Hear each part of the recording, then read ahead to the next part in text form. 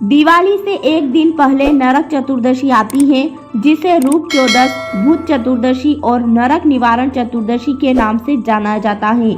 इस दिन लोग अपने परिवार को अकाल मृत्यु से बचाने के लिए और मोक्ष के लिए यमराज सहित कई देवी देवताओं की पूजा करते हैं। तो चलिए जानते हैं वर्ष 2024 में कब है नरक चतुर्दशी और इस दिन का महत्व क्या है। दिवाली से एक दिन पहले नरक चतुर्दशी मनाई जाती है, जिसे आमतौर पर लोग छोटी दिवाली के रूप में जानते हैं। इस दिन यम का दीपक जलाया जाता है ताकि परिवार अकाल मृत्यु से बचा रहे। परिवार के सबसे बड़े सदस्य के माध्यम से दक्षिण दिशा में दीपक जलाने से यमराज घर में नहीं आते हैं।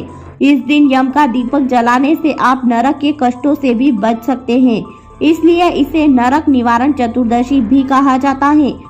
इस दिन शाम के समय घर में यम का दीपक जलाने के साथ साथ दिवाली की तरह ही दिए जलाने की भी परंपरा है, इसलिए इसे छोटी दिवाली भी कहते हैं।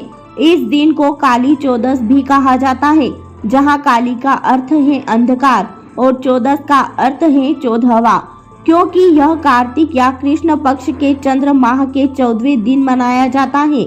हिंदू कैलेंडर के अनुसार नरक निवारण चतुर्दशी कार्तिक महीने में चतुर्दशी तिथि या कृष्ण पक्ष के 14वें दिन मनाया जाता है।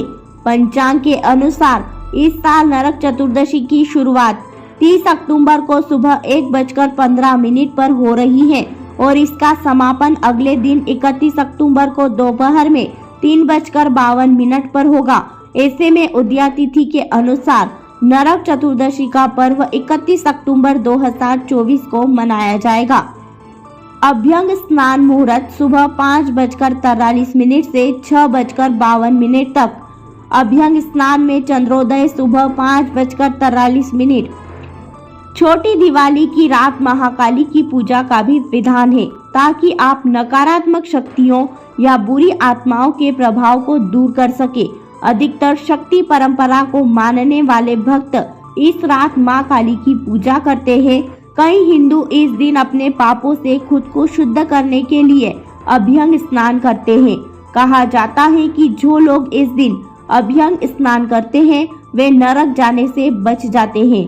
अभ्यंग यानी पूरे शरीर और सिर पर तिल या औषधीय तेलों से मालिश की जाती है और उसके बाद स्नान से पहले उद्वर्तन यानी उपटन लगाया जाता है। उसके बाद साफ कपड़े पहने जाते हैं।